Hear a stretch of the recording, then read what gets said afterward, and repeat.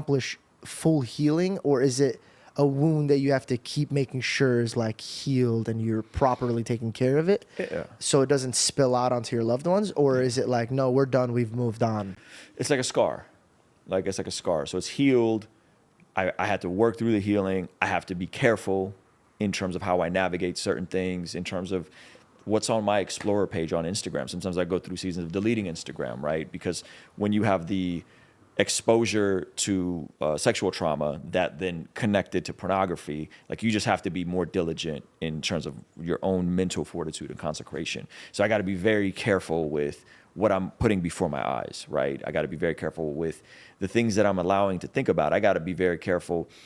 My therapist said this to me. This is interesting, and I'm sure I'll get a lot of crap for this. I've never shared this with anybody, but he said something to me. He said, you need to start viewing yourself not as a heterosexual male. So you need to start viewing yourself as my wife's name is Monette, as a Monette sexual. That is your person. That is the only person you get to be sexual with, think about in sexual ways.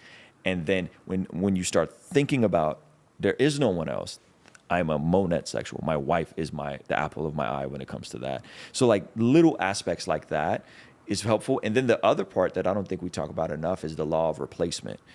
Jordan Peterson said that you can't just remove things and think it's going to get better. You can call out the sin, you can remove the sin, but you reveal the sin, but you have to practice the law of replacement. You have to practice healthier boundaries. You have to do something with the time you were doing the thing that was hurting you, harmful, self-destructive, and you got to replace it with something better.